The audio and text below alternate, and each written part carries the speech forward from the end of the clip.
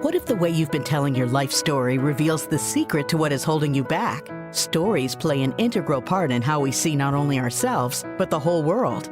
Stories are more than just an important part of communication. They also reveal hidden aspects of our inner talk, which can either support us or end up holding us back from the very things we want most in life, without us even realizing it.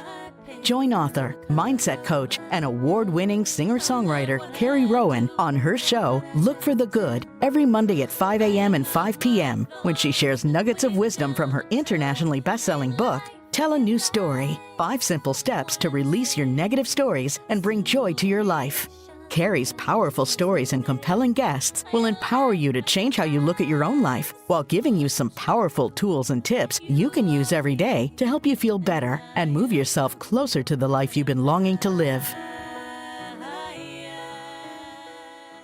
Welcome. I'm Carrie Rowan, host of Look for the Good on syndicated Dreamvisions7 Radio every Monday at 5 a.m. and 5 p.m. Eastern. Listen online on your mobile device or in your car, or ask Alexa to play Dreamvisions7 Radio. To learn more and for a full schedule, go to dreamvision7radio.com and evolve with us as we unite humankind with universal love. A quick message from today's sponsor, Lisa Campion. Have you ever wondered if you're psychic? Have people told you that you're intuitive? If so, you may be psychically gifted. And Lisa Campion's new book, Awakening Your Psychic Ability, a practical guide to develop your intuition, demystify the spiritual world, and open your psychic senses, will guide you to develop your special gifts. Lisa is a true expert with over 25 years of experience as a psychic counselor, and her transformative guide will help you understand, develop, and strengthen your psychic ability so you can harness your power to enhance your life and the life of others. Order your copy today at lisacampion.com. That's Lisa Campion, CAMPION.com. And welcome, Lisa. I'm so excited to have you here on the show with us today. Thank you, Carrie. I'm so excited to be here with you today. Oh my goodness. And Lisa and I go way back. We've known each other for years, and I'm just excited to have her on here. She is just a true supporter of what it means to be true to yourself and to believe in yourself. And not only is she incredibly talented at what she does, I'm going to read her bio to you real quick, but she's a real gem of a person. So Lisa is a psychic counselor, as I mentioned, and Reiki master. She's a teacher with more than 25 years of experience. She's trained more than 1,000 practitioners in the hands-on energy healing practice of Reiki, including myself. And she also has taught medical professionals and has conducted more than 15,000, individual sessions in her career. Lisa is the author of several books, including The Art of Psychic Reiki. She's based near Providence, Rhode Island. She specializes in training emerging psychics, empaths, and healers so they can fully step into their gifts. The world needs all the healers it can get. Amen, Lisa, and welcome. Thanks, Carrie. Thanks so much for being here. Yeah, it really is quite a thing to, it's sort of my mission in life to train healers, because so many people are waking up to their gifts and need a little bit of help in learning how to understand their sensitivity, their intuition. And, the time is now for all of us to activate those gifts and really live from that place. I love that. The time is now.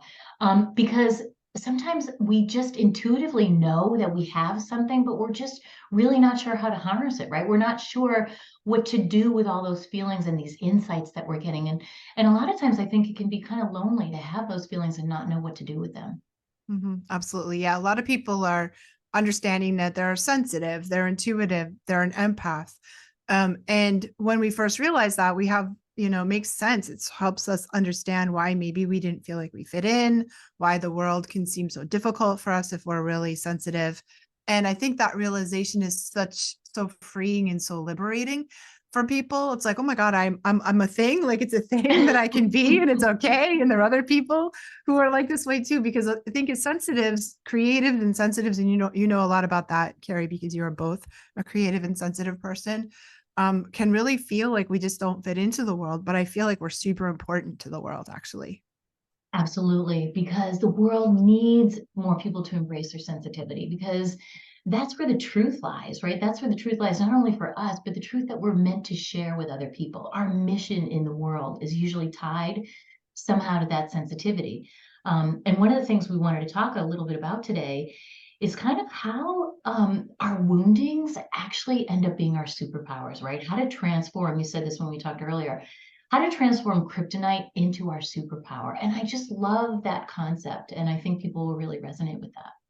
Yeah, and especially true for us sensitives, because our superpower is our sensitivity, our emotionality, our ability to connect with all living things, our ability to live open-hearted in the world, which is no easy feat.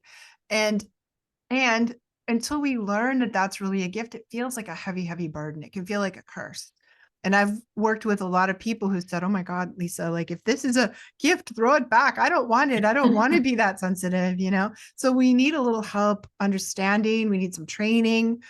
We need help with learning our better boundaries and some energy, hygiene techniques that can help us, go from that place where we feel like it's a curse, where we feel like it's kryptonite, into really understanding that our deep feeling our deep feeling states and our intuitive connected self is actually a huge part of our life purpose and why we're here.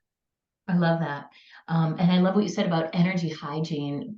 I mean, describe a little bit more because I know people are probably curious about exactly what you mean by that. Yeah, I think especially for sensitives, we really need, and probably everyone can benefit, but if you're an empath or a sensitive, it's particularly important that we go out, we're like a big psychic sponge. So they call empaths psychic sponges, and we go out into the world and we absorb all the pain and feelings and sensations and experiences of other people. We absorb their energy, their emotions, their thoughts, even their physical pain. And so if you think about being a sponge, what do we do when we go into one of those big box stores? We go into Home Depot, we go into Walmart, we go food shopping, we go to work, we live, we commute on a subway into the city, all the things that we do as humans. And by the, 20 minutes into that big box store, my sponge is full.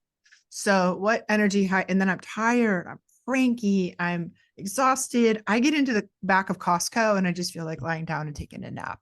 When I come out, I'm like, I don't know, I don't remember who I am or where I parked my car, and I think that energy hygiene is like if we're a sponge, it's like how we squeeze the sponge, how we clear the energy we picked up from other people, how we let go of all that energetic goo, an emotional goo that we just get from being out in the world. So we need to ground, we need to clear ourselves from the energy we picked up. We need to replace our lost energy. We need to fill back up again, and we need to protect ourselves. So the next time we go out, we're okay.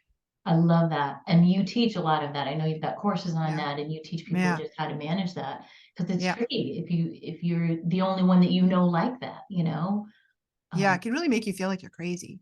Like, why am I so sensitive? Why do other people have fun at the amusement park? They go to Disney World and it's the best thing. I go to Disney World and unless I practice these management techniques, I'm like, wanting to be in the fetal position in the corner somewhere, like, sucking my thumb and wishing I could go home. But I don't actually do that, but I want to, and but if I do those things and I'm all inside my bubble and I'm protected, it's night and day. Then it's fun to do that. Exactly. And we can feel like we're nuts. So we can be like, why am I the only one that doesn't think this is fun?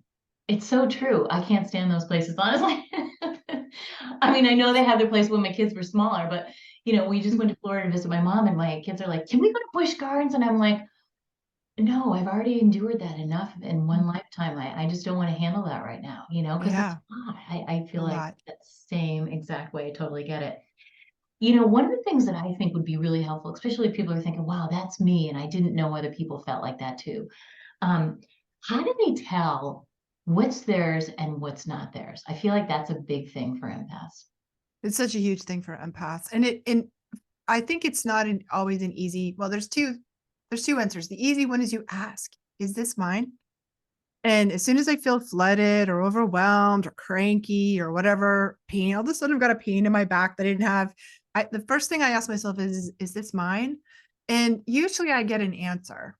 And if it's not mine, what I do is take a deep breath and I imagine releasing it with my exhale breath, giving it back to the earth, letting it just run out of my body, run out of the soles of my feet into the earth. And I ask the earth with a lot of gratitude to throw it on the compost bin to just transmute that energy. We're going to compost it. And then I will kind of reset my bubble. And then I think the longer answer, which requires more work, is that we have to really know who we are, Carrie. Like, we have to really know. When you know who you are at a very deep level, it becomes way easier to tell what's yours and what's not yours. And that's like meditation, therapy, counseling, healing, journaling, all the things that we do as part of our self-discovery. We have to know ourselves before we know what's not us. That is a beautiful answer. And so that just really resonates with me on so many levels. Because a lot of times we do take on stuff, especially with people we're super close with, our children, and now that I've learned personally to recognize, hey, wait a second, I'm taking on all her feelings. She needs to learn to feel those feelings herself. Yeah. And not have me join her. So that was a huge lesson for me in parenting kids who are also empaths as well. Yeah. Yeah. It's really, empaths are incredibly prone to codependency. And there's a particular kind of codependency. I call it the empath trap. And that is where we need our people to be okay, because we're not okay if they're not okay. So let's say if you have a child who's also an empath, they are super emotional. Now you're feeling your emotions about their emotions. You're feeling all their emotions. You're feeling all your emotions about their emotions. And sometimes we just are like, oh my God, we just have to, like, let's say you want to say no to that child. And if you say no, that maybe they're going to throw a fit. They're going to have some feelings about it. And what happens is we just say yes, because it's easier to say yes. If we say no, then we've got to deal with their reaction and our reaction to their reaction. So we can just avoid all of that by not saying no. And that's a really powerful trap we fall into. We need to learn to let people have their reaction, to let people have their emotions. It's okay for people to be emotional, to be angry, to be upset. We're so conflict avoidant and so codependent.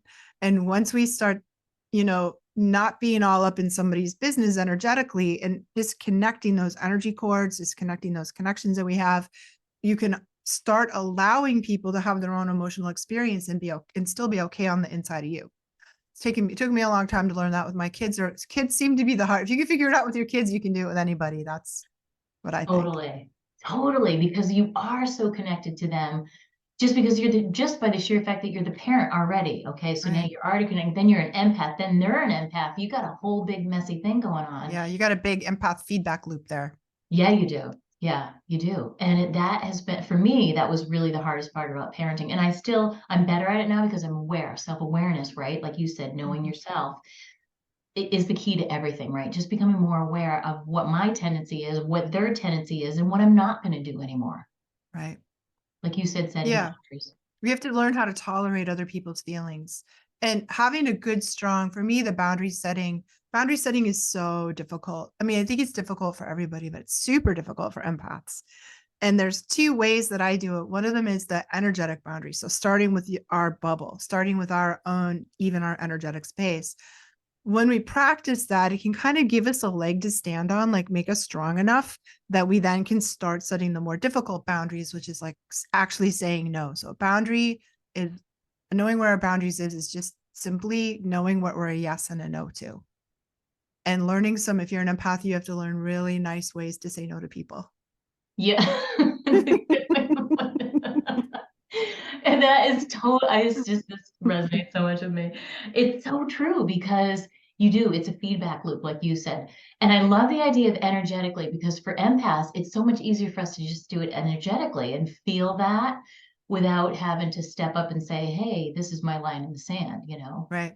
Which does. And if you do the energy boundary thing first, then it's easier to put your line in the sand. Because we really often need both. And once you have, like, I noticed once my energy field was stronger, I had less opportunity or need to do the actual line in the sand, verbal line in the sand, because people feel your boundary. And the interesting thing is, like, when you have a boundary and people feel it, they respect you. I used to think, oh my God, it's so mean to say no. But the truth is, when people feel your boundary and they know, and especially if you're kind about it, it just creates respect between people. Instead of conflict, it creates respect. And that's a really interesting thing that I think we don't know until we've experienced it. I agree, because I think we're anticipating that, it's the, shutting off of love is what we're taught as a kid, the unconditional love thing. Well, if I say that, then, ooh, maybe they're not going to like me. It's all those little stories stuck up in our head that we've had since we were really little, and our fight to get love all the time. And so we're afraid that if we stand up and say, I'm not okay with this, that's going to somehow be taken away from us. Yeah. But really, it's usually respect. And actually, especially children, small children, they don't feel safe unless they can feel our boundary. Really, that's true for everybody. People feel safe with you when they can feel your boundary. And they don't feel safe when they don't know where your boundary is. That's a weird feeling. It feels sort of out of control and uncomfortable. And children will pick up on that, and they'll push you and push you and push you until they find your boundary, because then they feel safe. And we can just kind of nip all that shenanigans in the bud just by holding a calm, serene, safe boundary. You know what's so funny, Carrie? I learned a lot about how to set boundaries that way. First of all, by being a martial artist, but also by watching a lot of the Dog Whisperer. Remember that old show with Caesar? Yes. Yeah, and he did it with his dogs. Like, you could feel he was the sweetest guy, kindest person, and he would just shift his energy into this boundary thing, and then all of a sudden he was the pack leader. And I was like, I watched that show when my kids were little. And I was like, my kids are adults now, but I was like, I wonder if I could do that with my kids. I love that because, And so, that's funny, because there was this gal that we did some neurofeedback with, and she had that book on her counter in her office, and she was a therapist by trade. And she said, that's a book to live by right there. Yes. So it is. It's so true. People can sense that before you even say a word. That's so true. And if you have that sort of calm, calm assertive, calm leadership, calm boundary, calm solid, compassionate boundary, people just calm down and everything goes better. People don't mess with you. Like, I learned that as a martial artist when I was younger too. Like, once I got my black belt, I'm like, nobody mess with me. Why? Because it's inside me. It's that boundary, that confidence, that like inner, like, no, like, that's not going to happen. I love that. Then you don't, there's no problems on the outside when you hold that on the inside. That is so powerful. I didn't realize, all this time I've known you, I didn't know you were a black belt. That is so cool. Like, when did you do that? What inspired you to do that? I started when I was a young teenager, and when I was a kid, you're going to laugh, Carrie, but I really just wanted to be a Jedi Knight. I was like a Star Wars person, and I wanted to be a Jedi Knight more than anything. And the only way I could figure out how to be a Jedi Knight was to study martial arts. But I also didn't want to be afraid. I didn't want to live in the world and be afraid. And as a woman, I just wanted to feel competent and safe and I love to travel. I wanted to be able to go where I wanted to go and not be afraid. So I became a badass, and then I didn't have to be afraid. And I became a Jedi Knight, at least in my own mind. That's all that matters. Your dream came true. Yeah. And nobody has to know that, because they feel that inner strength. You do have such a grounded feeling about you. And I think so many people would love to understand how to carry that calm, right? Like, our society is not a calm society. We are not brought up to be feeling calm.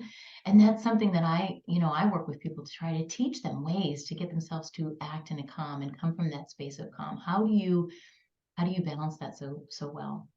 I just think it's an inside job, so that the outer world is a reflection of your inner state of consciousness. And so when you're calm on the inside, then, then the world settles down around that. And that world is a mirror, the outside world, the mirror of what's happening in our inner state. So I spend a lot of time every day journaling, meditating. When I wake up in the morning, I have this process that I go through that just kind of work through all my inner neurosis and, anxiety and all the crazy stuff. I just deal with it first thing in the morning. I journal it. I pray about it. I do healings of myself. I do spiritual practice until I feel calm. I can spend up to an hour. I just take it. It takes as long as it takes. Some days it's right away. Some days it's 15 minutes. Some days it's an hour. And that's my biggest priority. My inner state of consciousness is my single biggest priority. And if I get into a high state of consciousness early in the day, I can keep it throughout the day. Amen. I love that. I teach that. I call it a non-negotiable morning routine. Yeah. And it's different for everybody. Like, you just mentioned a couple different things: meditation, journaling. It's what you're feeling, in the moment. I like to always go to meditation, but it might not be the same meditation. I'm in the mood for this, or I'm in the mood for that. I think people get hung up in having to have this rigid, which meditation should I do? Just do whatever works for you, you know? Right. And even on that day, sometimes you need different things, different days. Yeah, absolutely. Depending on what we're going through, what's going through our mind. So I love that. Really just setting, and you're setting a beautiful boundary for yourself right there. Yeah. It's non-negotiable. This is what I do every morning. And, you know, pretty soon people catch on. It's just something that you're not going to negotiate with anybody, even yourself, Right. if you want to get That's out of right. it. Yeah, I can't. There's no point, because if I don't, I just feel terrible. Like I feel bad. And it's worth all the time it takes to work all the kinks out of myself, my mental self, my physical. Sometimes I stretch, sometimes it's in my body. Um, I I have to bring myself to that point where I feel good, basically, and then I I know I'm do. done and I can go about my day. I love it. I love it. And it creates this space. When you meditate, it's like the whole idea of taking, yoga off the mat. You take it out of the room with you, you take it off the cushion. So when you create that space and you give that yourself that area to hesitate for a moment instead of responding or a knee-jerk reaction, that's the beauty of it. And it's cumulative, right? So the Yeah. more you do it, the better you feel. And that's the thing Yes. that I love. So listen, stay tuned, everybody. We're going to break real quick and we'll be right back with Lisa Campion. Hello, everybody, and welcome back to Look for the Good. I'm here with Lisa Campion. We're having this incredible high vibe conversation. We're talking about a lot of really cool stuff and how to manage your energy and what you should do if you're an empath. And so, Lisa, I would love for you to share the story of how you discovered that you were sensitive and that you had these incredible superpowers. When did that happen for you? Carrie, I was definitely one of those I see dead people kids. I was born in the 60s, and I grew up in the 60s, 70s, and 80s, just outside Boston, Massachusetts. And, when I was a kid, there were no psychics on TV, no new age bookstores, no beautiful radio shows like this. There was just me trying to pretend to be normal in public, and really not being able to figure out why I was having such a different experience than everybody else. And I was very psychic. So I was seeing, I called them the gray people, but they were ghosts that would come into my room in the middle of the night. And like, I'd wake up in the middle of the night and all these people would be standing over my bed. And I grew up in one of those like super haunted Victorian houses, Wow. here in New England that we have everywhere. And I think my house was haunted because I lived in it. And as a little psychic child, I was like a bit like a ghost magnet that would just attract all these. They wanted to sit on my bed and cry and tell me their story. And I would be like, I tell my mom and she'd be like, "Oh, you have such an imagination," like, why are you making stuff up? Like my parents were hippies, so they were pretty cool. But they didn't know what to do. There was no information on this. And I remember my mom telling me, like, you probably shouldn't talk about that stuff in public, like, don't tell people. Right. And I was seeing colors around people. I was seeing angels and shadow spirits. I mean, the whole thing, because I'm a visual psychic, I was getting the whole visual on it. And, it was really, really challenging, very difficult. But I feel like that difficulty created a desire in me to help other people, like that wound of feeling crazy, wondering if I was going crazy, wondering what it was all about, created in me a really strong drive to help other people not have to suffer like I did, and be scared a lot. And used to not sleep very well. I used to hate going to bed because I didn't sleep. And I would see all these scary things. And then when I was 10, my parents were hippies, took me to transcendental meditation because that's what you did in 1974 when you were a hippie. And I met Maharishi Yoga. I met him. And Really? I had no idea who he was because we just went to this ashram and with all the other hippies and we were learning TM, and he brought me back into this room. He was doing individual like initiations for people.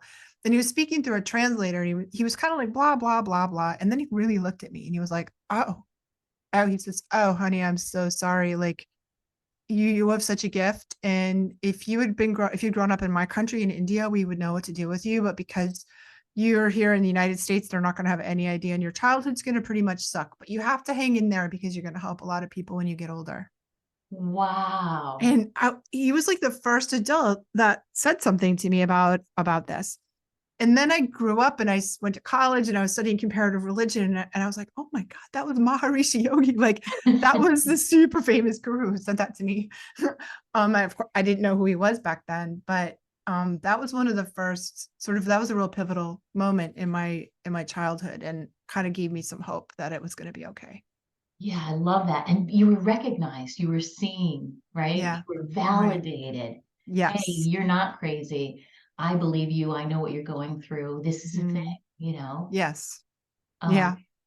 but it was also probably your wounding, right? It's because it was hard to go through life and pretend that you were, as you say, normal in public. Yeah, it was very difficult. And I was definitely bullied in school. I was one of those like oddball children who like I don't think the other kids knew what to do with me. And really wasn't until I went to college that's part of the reason why I wanted to study martial arts. Because I didn't want to get bullied anymore. Right. Love it. So yeah. So all of those things, I mean, I think like the pain and the suffering that we go, for me anyway, drove me to accomplish, drove me to become a martial arts, to write the books that I couldn't find in the library when I was searching in the library, to become the teacher that I wish I had and the mentor that I wish I had. So that even now, all these years later, that's still the fuel that drives me. So our wounding is sort of like, it's that pain to purpose, or that, mission, that mass to mission kind of thing that we go through, that, and I'm sure that's true for you too, Carrie, that something, that in your past has led you to become a voice, a singer and a voice on the radio. I think that's all of us can find our thing that was so hard for us, so hurtful for us when we were growing up, that now drives us in some powerful way. I love that. And it's all about the service, right? You wanted to Yeah. write the books that weren't there for you because you get it Yes. on a deep level and you knew what you Yes. needed. And I think the Yes. best businesses in the world are created out of solving our own problem and then realizing that everybody else has that same problem and it serves humankind on a global level. Yeah. That's it. My mission in life, Carrie, is really to create an army of healers to go out there and save the planet. I love that. And whether I'm training sensitive psychics, whether I'm teaching Reiki or energy medicine, so many people right now are waking up to this idea that they're feeling their calling to be a healer. They're waking up to the idea that they're an empath, they're sensitive. We do things now that pop our psychic abilities wide open. We do yoga, Reiki, and meditation. I call those the trifecta, the three things that open our intuitive and our psychic abilities. And back in the day, you had to climb the mountain in Tibet and hammer on the door of the monastery, and maybe they would let you in and teach you yoga, Reiki, and meditation, right? And maybe they wouldn't. And Yeah. now it's available on every street corner. Thank goodness. It's beautiful that it is. And as we engage in those things, if you have latent psychic ability, if you are an empath, if you have the soul of a healer, those activities can pop us open, and then it can be scary, like then you're where I was, like, what's happening? Why am I feeling everything? Why am I seeing things? Why do I have this knowing of things that are going on, and what do I do about it so I can harness that and help other people? And that's sort of where I come in. The work that I do is to help those people who are budding, or opening or blossoming open with those abilities, learn how to really get a handle on them so they can be of service. I love that. And your new book, Awakening Your Psychic Ability, is just that, right? You're Yeah. helping people develop. What makes this book so different than your other books? So my first book was called The Art of Psychic Reiki, and that was really written for Reiki practitioners because Reiki really opens our psychic ability. And a lot of people were like, what do I do? And they go to their Reiki teachers and say, my psychic's opening. And their Reiki teacher's like, we don't talk about that. Don't stop that, stop that right now. So I wanted a guide really to help people who found themselves in that position. And then my second book is called Energy Healing for Empaths. And I wanted a book to talk about the empath stuff that you and I have been talking about a lot, like how do we handle our sensitivity? Why is it a good thing? How do we set boundaries? And then this book, Awakening Your Psychic Abilities, was really the book that's about pure psychic development. And what do we do when we're going through a sudden psychic opening and we need help? Or if we want to open our psychic abilities even more, so how do we do that? And we can do that. Anyone can do it. It's just a matter of practice. Psychic abilities like athletic ability or musical ability, everyone's got some. And even whatever you have, you still have to practice. You still have to work it and train and study and work with a teacher and a mentor and know things. And so that's what my book is really all about. I love that. That's super powerful. And so this is really cool because today is the day you're releasing your book, and I'm really Yeah. excited to have this show going on Oh, in this thank day. you. So So exciting. everybody can get a copy of that. It's amazing, how your books have all developed into really leading up to this particular series. So Yeah. I'm sure you've already pre-thought that through in your head. And I love it. I'm so open to it. I've always been open to it, have a really strong intuition, some of those things that you mentioned. And I know people listening do as well. So just dispel and debunk this little thing for us. Why are people afraid? Why are they afraid of it? And why shouldn't they be? Why should they not be afraid of it? Well, it's so natural. And for the most part, you're having 10 psychic experiences, intuitive experiences every day, and it's really no big deal. It's that feel like, when the phone rings, you know who it is, right? Oh, that's my mom calling. How do you know that? It's because you're psychic, or you have dreams sometimes that come true, or you just have feelings and knowings about things, hunches that come true. And so our psychic is, we're just, as humans, we're just naturally psychic, and it's very woven into our daily life in a very easy, non-threatening way. But we watch TV, we watch horror movies where the poor psychic is like tortured by demons, and like that doesn't look like it's that much fun. Or we grew up in religions or faith communities that told us it was the devil. So we have to work through a lot of fear, and that's one of the first things I do in my psychic development classes is have people really look at what they're afraid of. Are you afraid you're going to go crazy? That's what I was afraid of, or that other people would think you were crazy.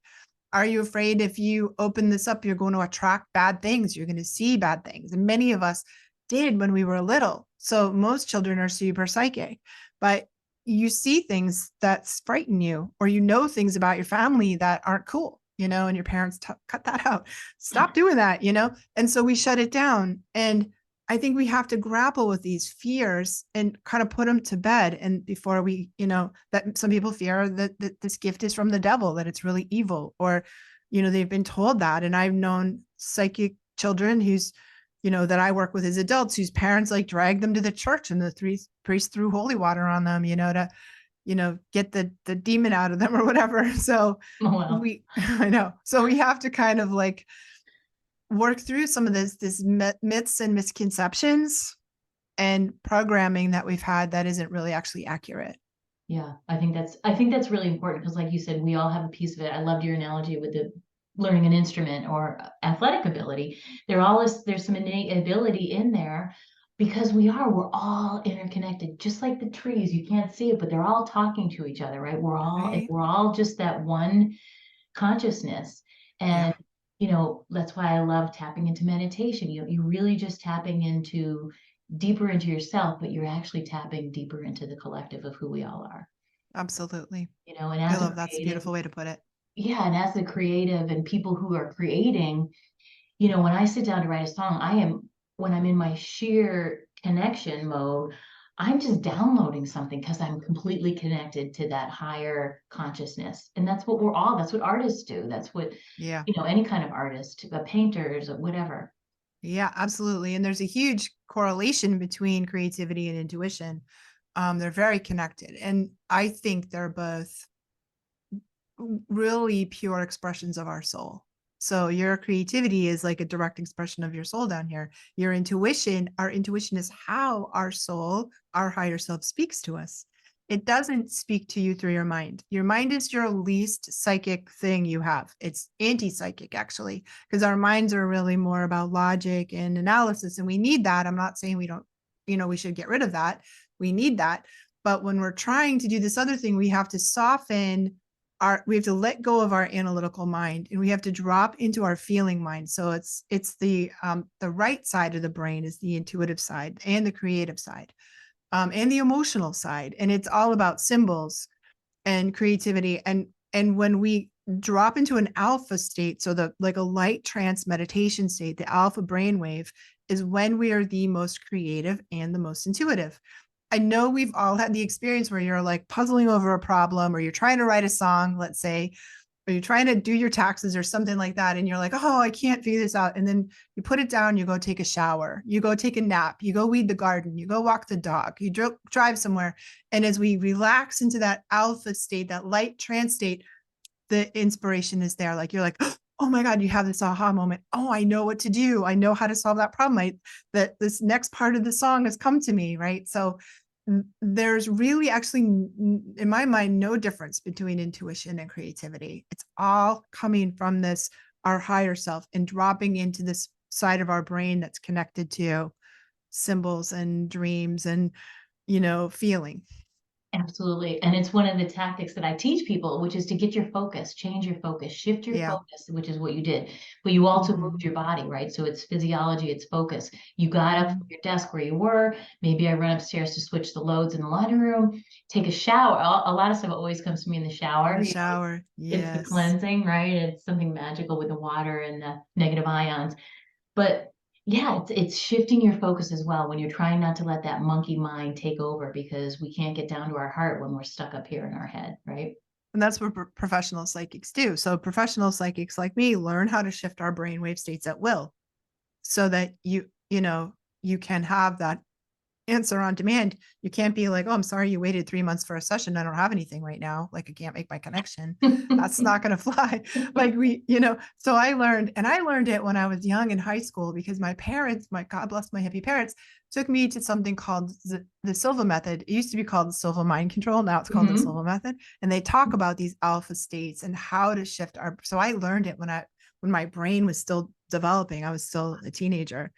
And it was really excellent training, because I learned how to downshift at will into that alpha state, so I can receive psychic information when I need it.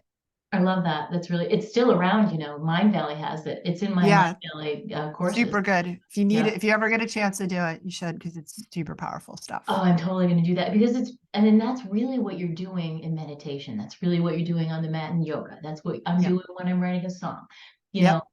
And we already know how to do it, because we do it every night when we go and lay in our bed. And we get to that place right between the sleep and awake, that beautiful, delicious spot that you get really mad if somebody wakes you at that moment. You're not really sleeping, but that's the delicious alpha. So people can just kind of know what we're talking about. That state it's yummy.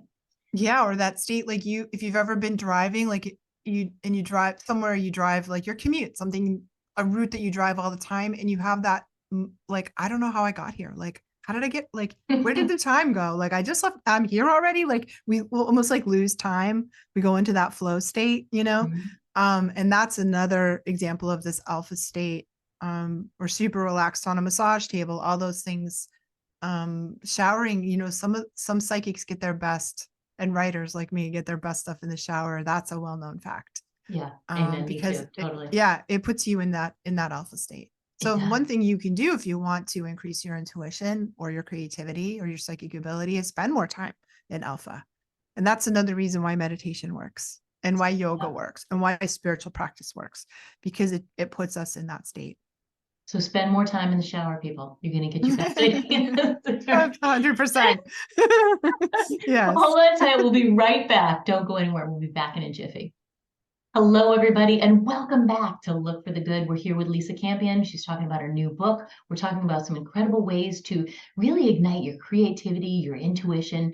And Lisa, welcome back. Can you share with my listeners, I know they would love to hear this, just give them a few tips on what they can do every day as they're walking around their house to really kind of spark that creativity or their intuition if they want more of that.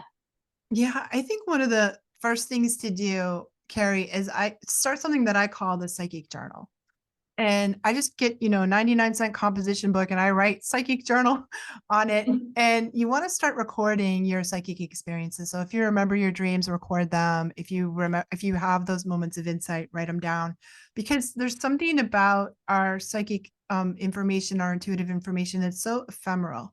Like, it seems like such a big deal when it happens, and then like literally 5 minutes later, you forget about it. It's kind of like a dream. Like it's such a Mhm. thing in the morning and you're like, I'm never going to forget that dream. And then by the time you have coffee, it's gone.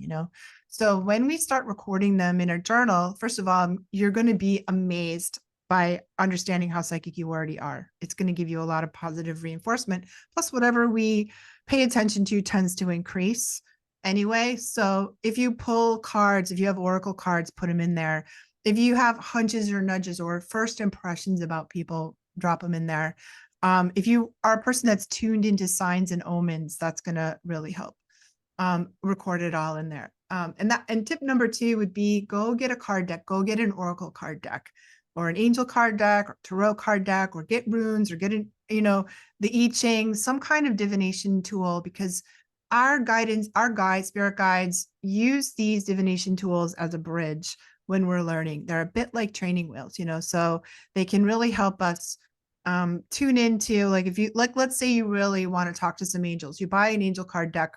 And when you pull an angel card, the angels are going to use those cards as a way to speak to you directly. And I think when we're learning, having something tangible that we can put our hands on that makes sense to us can give us a lot of confidence and confirmation in what we're doing. So really and then paying attention is super important, because sometimes we've been trained to not pay attention to what's going on in your body, what's going on in your feelings, and what's going on in your gut. And those 3 things, those are the 3 most powerful and reliable psychic senses.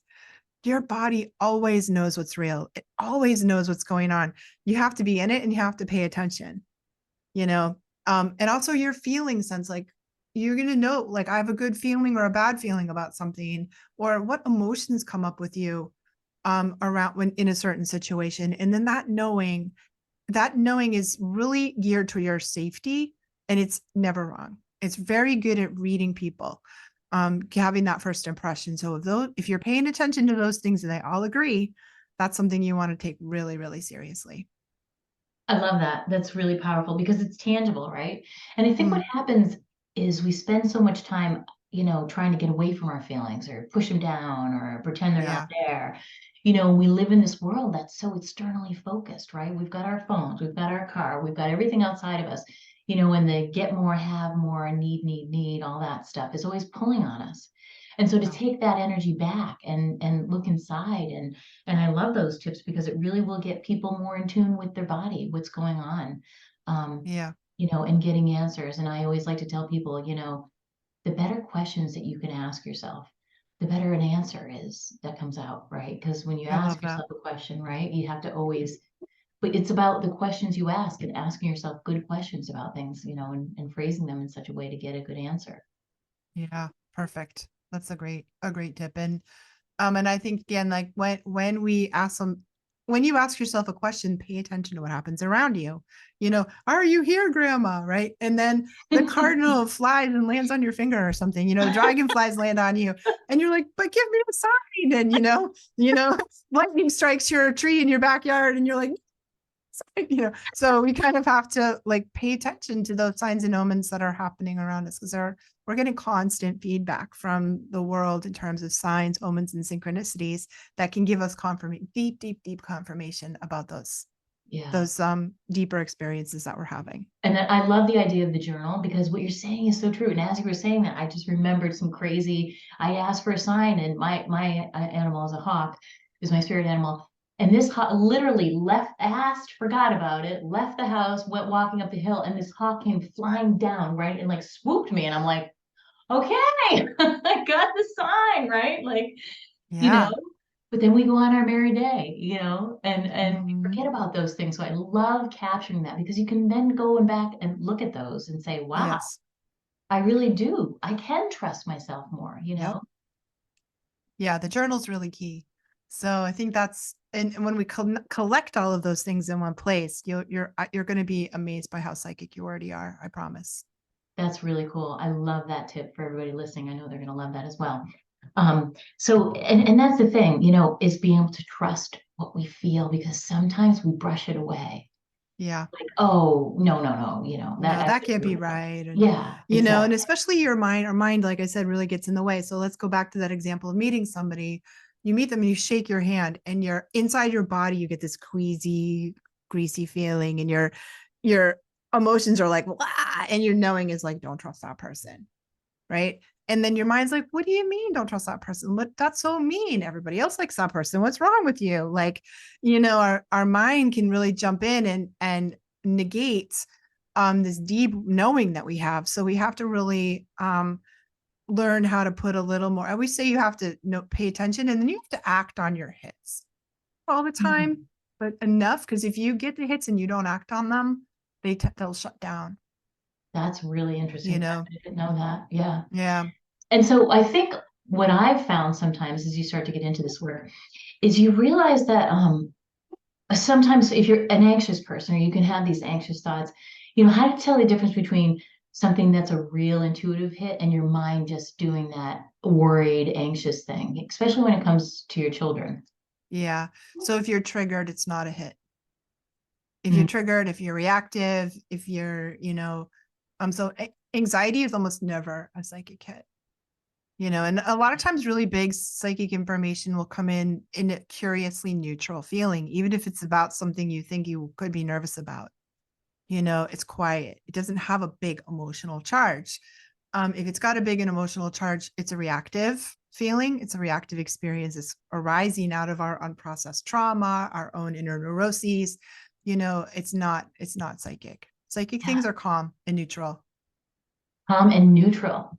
Yeah. That's really cool. That's really, really cool. So when you're in your, like you said, in the alpha, you're trying to get yourself in that other state of mind so that you can receive. Otherwise, it's probably just your mind, playing that little game with you, which is what it does best. And that's it's so good at that monkey mind. And that's why it's so much easier to get information for other people.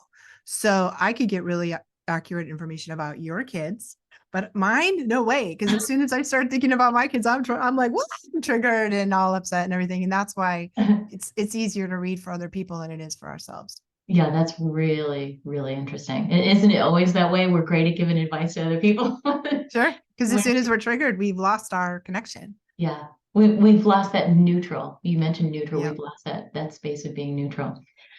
Well, this is so amazing. I don't want it to end. So tell us again where we can find your amazing courses. And as you know, I finished my Reiki training with you, and it was one of the best things I ever did. I use it every day. Where can they find out more about you, Lisa? LisaCampion.com is my website. It's got all the things there. If you want to get my book, you can get it on Amazon, Barnes & Noble, or please buy it from your local booksellers. We always want to support our local booksellers. So they don't become a dying breed, right? I know. Yeah. So support your local bookstore, but you can find me, LisaCampion.com, and I hope you stop by and visit. I have a lot of free resources for empaths and psychics and intuitives. So if you need more help, I got you. That's awesome. Yeah, your website's great, filled with tons of resources. Been on there quite a few times. So everybody visit her site, and thank you so much for tuning in. And before we sign off today, I just want to leave with a message. Have you ever wondered if you're psychic? Have people told you that you're intuitive? If so, you may be psychically gifted. And Lisa Campion's new book, Awakening Your Psychic Ability, a practical guide to develop your intuition, demystify the spiritual world, and open your psychic senses, will guide you to develop your special gifts. Lisa is a true expert, as you can see today, with over 25 years of experience as a psychic counselor, and her transformative guide will help you understand, develop, and strengthen your psychic ability so you can harness your power to enhance your life and the lives of others around you. So get your copy today, guys. It's a very exciting day on May 1st when she launches her book at LisaCampion.com. And thanks for tuning in. And remember, it's never too late to live your best story. Thanks, Lisa. Thanks, Carrie.